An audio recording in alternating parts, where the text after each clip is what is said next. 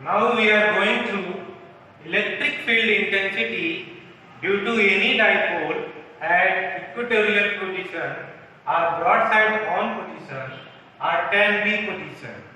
अब हम डाइपोल के कारण निरक्षीय स्थिति में किसी भी बिंदु पे वैद्युत क्षेत्र की तीव्रता कैलकुलेट करना सीखेंगे। ठीक है, आफ्टर दैट हम एक न्यूमेरिकल छोटा सा उसको डिस्कस करेंगे। ओके, तो चलिए देखते हैं। सपोज दैट AB एक डाइपोल है जिसका मिड पॉइंट O है। आपको पता है डाइपोल O से A की जो डिस्टेंस है वो L है, O से B की जो है वो L है, क्योंकि AB की जो लंबाई होती है, जो डाइपोल की लेंथ होती है वो 2L होता है। इक्वेटोरियल पोजीशन क्या होता है? A point lie on perpendicular bisector of dipole। ठीक है, a point lie on perpendicular bisector of dipole। इसके लंब समद्विभाजक रेखा पर जो भी पॉइंट अगर आप लाई करेंगे वो कहलाता है निरक्षीय पोजीशन। ठीक है, यदि हम इसका परपेंडिकुलर बाइसेक्शन करते हैं तो इस लाइन के किसी भी बिंदु पे वैद्युत क्षेत्र की तीव्रता किसके थ्रू निकालेंगे? आने वाले फार्मूले के थ्रू। ठीक है, तो सपोज दैट कि हम इस लाइन पे एक पॉइंट सेलेक्ट करते हैं P। ठीक है, जिसका इसके मिड पॉइंट से जो डिस्टेंस है वो R है। ठीक है, अब हमें इस डाइपोल के कारण P पर इलेक्ट्रिक फील्ड की इंटेंसिटी फाइंड आउट करनी है। ठीक है, इसके लिए आपको पता है जब भी किसी चार्ज के कारण किसी भी पॉइंट पे electric field intensity find out करना होता है तो हमें सबसे पहले डिस्टेंस जानना पड़ेगा कि इस चार्ज से इसकी डिस्टेंस कितनी है। After that we go through superposition principle. ठीक है, तो सबसे पहले हम यहाँ से देखते हैं। यहाँ से अगर हम इस पॉइंट की डिस्टेंस मेजर करते हैं या इस चार्ज B से इस पॉइंट की डिस्टेंस मेजर करते हैं तो आप देख रहे हैं राइट एंगल ट्रायंगल है, तो पाइथागोरस थ्योरम से ये डिस्टेंस कितनी हो जाएगी? Root of R square plus L square. Similarly this distance is R square plus L square, क्योंकि ये AOP एक राइट एंगल ट्रायंगल होता है। ठीक है, अब हम सबसे पहले डायरेक्शन देखेंगे। यदि हम प्लस Q के कारण वैद्युत क्षेत्र की तीव्रता P पर E1 मानते हैं तो प्लस Q के कारण P पर वैद्युत क्षेत्र की दिशा किधर होगी?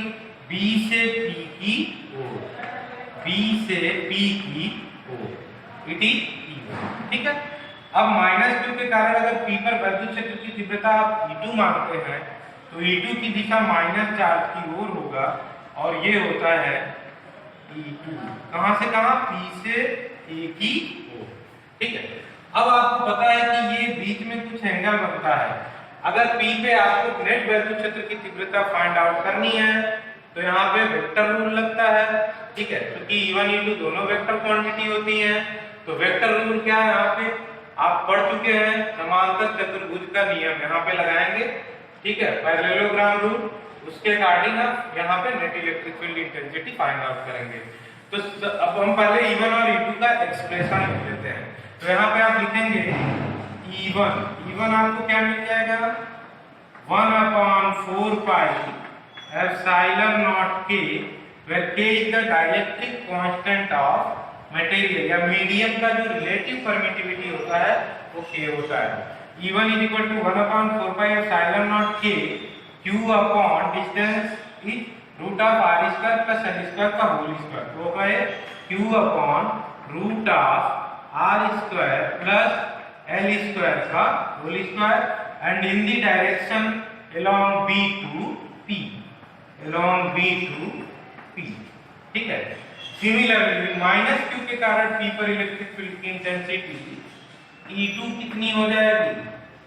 1/4 pi epsilon naught K Q upon, यहाँ माइनस नहीं रखेंगे, माइनस सिर्फ डायरेक्शन के लिए होता है। ठीक है, तो आप लिख सकते हैं डिस्टेंस कितनी है? Root of R square plus L square का whole square in the direction from P to A। ठीक है, along P to P2 P से A की ओर, ये E1 और E2 मिल गया। अब हमें इनका रिजल्टेंट निकालना है। आप यहाँ पे देख पा रहे हैं magnitude of E1 vector same as magnitude of E2 vector, दोनों का जो परिमाण है आप देख रहे हैं वो दोनों इक्वल है। तो आप यहाँ पे या तो इनका रिजोल्यूशन करके electric field intensity find out कर सकते हैं या पैरेललोग्राम रूल लगा के फाइंड आउट कर सकते हैं। आप किसी भी मेथड से जाएंगे आपका आंसर करेक्ट आएगा। सबसे पहले हम P को देखते हैं, रिजोल्यूशन ऑफ वेक्टर से सॉल्व करते हैं। P का एक अलग पॉइंट पे बनाते हैं कि इसके कौन कौन से फोर्सेस कैसे इलेक्ट्रिक फील्ड की इंटेंसिटी का डायरेक्शन कैसे है, ठीक है। तो ये है आपका पॉइंट P पर सबसे पहले आपको पता है कि यहाँ एक वैद्युत क्षेत्र E1 काम कर रहा है और दूसरा है E2। इन दोनों का जो परिमाण है इसको सपोज दैट E मान लीजिए, ठीक है। अगर आप इस एंगल को थीटा मानते हैं, आपको पता है समांतर चतुर्भुज, अब पहले वेक्टर विभजन करेंगे, ठीक है। तो यहाँ से अगर आप इसके इलेक्ट्रिक फील्ड की इंटेंसिटी यहाँ पे समांतर चतुर्भुज का नियम लगाते भी हैं, तो यहाँ से इसका रिजल्टेंट इनके कटान बिंदु से होके जाएगा। तो ये जो होगा वो E नेट होगा, ठीक है। अगर आप ये एंगल थीटा मानते हैं तो ये एंगल भी थीटा हो जाएगा, ठीक है। तो यहाँ से आप मानेंगे E, ठीक है। इस डायरेक्शन में ये एंगल क्या होगा, थीटा। तो E1 का थीटा से लगा हुआ कंपोनेंट क्या होता है, E1 cos थीटा। E2 का अगर ये थीटा है तो ये भी थीटा होगा, अगर ये थीटा है तो ये भी थीटा होगा, तो ये भी थीटा ही है, ठीक है। तो E2 का थीटा से लगा हुआ कंपोनेंट कितना हो जाएगा, E2 cos थीटा, ठीक है। ये दोनों एक ही डायरेक्शन में होंगे। अब E1 का थीटा से जो परपेंडिकुलर घटक होता है, कंपोनेंट होता है, वो होगा E1 sin theta. Similarly E2 का परपेंडिकुलर घटक जो होगा वो क्या होगा, E2 sin थीटा। तो हमें नेट इलेक्ट्रिक फील्ड इंटेंसिटी किधर मिलेगा, along the direction anti parallel to axis of dipole, ठीक है, anti parallel to axis of dipole. क्योंकि since E1 modulus of E1 is equal to modulus of E2, hence E1 sin theta is equal to E2 sin theta, ठीक है। ये दोनों बराबर होंगे और चूंकि इनका डायरेक्शन अपोजिट है तो ये दोनों कैंसिल आउट हो जाएंगे। तो हमें net electric field intensity at point P किधर मिलेगा, along this direction, and that is equal to E1 cos theta plus E2 cos theta. तो यहाँ पे आप लिख सकते हैं कि net electric field intensity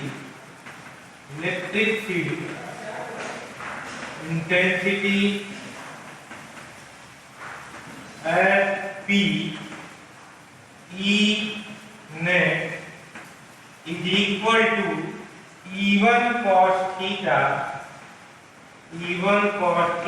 plus E2 cos theta, ठीक है। E1 cos theta plus E2 cos theta।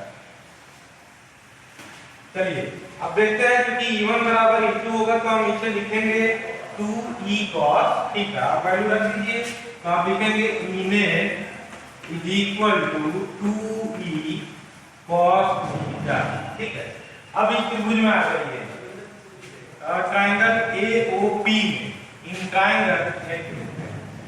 Triangle AOP cos theta is equal to, cos theta बराबर क्या होता है, आधार बटे कर्ण, तो L बटे root of R square plus L square, L divided by root of R square plus L square.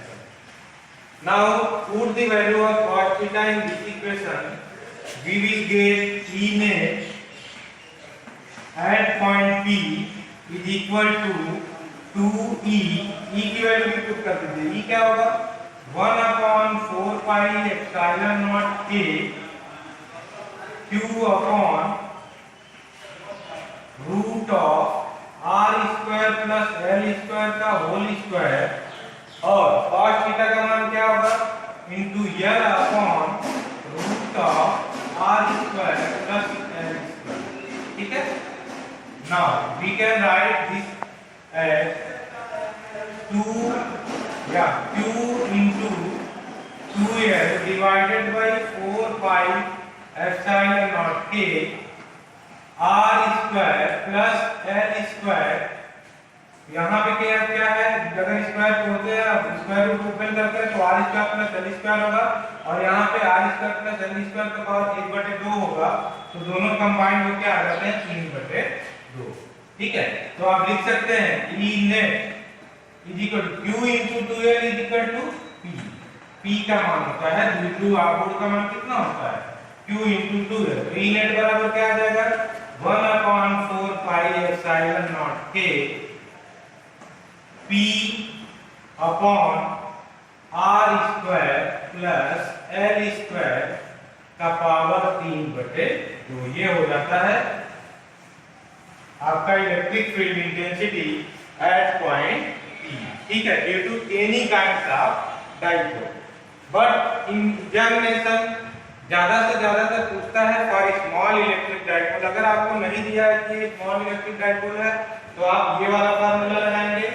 अगर आपको देता है फॉर स्मॉल डाइपोल तो आप इस कन्वेंशन के थ्रू जाएंगे। ठीक है, फॉर स्मॉल डाइपोल आप लिखेंगे यहाँ पे for small dipole.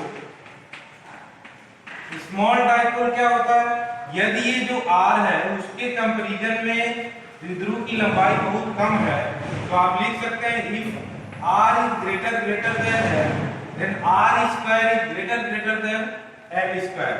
Now we can write R square plus L square nearly equal to R square. Okay? तो उस इक्वेशन में रख दीजिए। Suppose that I think this is your equation number 4. ठीक है, तो आप लिखिए यहाँ पे from equation 4। ठीक है, पुट कर दीजिए वैल्यू, आपको ई नेट कितना मिल जाएगा, 1/4 पाई एप्सिलॉन नॉट के पी अपॉन यहाँ पे R square plus L square is equal to R square. Square 2 से कैंसिल आउट हो जाएगा तो बचेगा आपके पास आर की पावर 3 आर क्यूब। ठीक है, at equatorial position electric field intensity for any small dipole is written as E net is equal to 1/4 pi epsilon naught k p upon r square। ठीक है, यदि हम इसे वेक्टर फॉर्म में लिखना चाहते हैं तो वेक्टर फॉर्म में क्या हो जाएगा, ये वेक्टर फॉर्म। ठीक है, वेक्टर फॉर्म में लिखेंगे तो क्या होगा, E net is equal to 1/4 pi epsilon naught k P upon R cube. Vector form में लिखेंगे तो P वेक्टर, और चूंकि P का जो डायरेक्शन है वो फ्रॉम माइनस टू प्लस है, बट ई नेट का जो डायरेक्शन है वो अपोजिट टू P है। ठीक है, तो यहाँ पे आप लिख सकते हैं माइनस। ठीक है, ये हो जाता है इसका वेक्टर फॉर्म। अगर यहाँ पे आप दिशा देना चाहते हैं तो यहाँ पे आप लिख सकते हैं किधर होता है, ई नेट का जो डायरेक्शन होगा वो एंटी पैरेलल टू होगा P के। ठीक है, आप लिख सकते हैं anti parallel to dipole moment P। Okay, तो अब नेक्स्ट वीडियो में हम देखेंगे इस पे न्यूमेरिकल कुछ और आगे बढ़ेंगे। Thank you so much.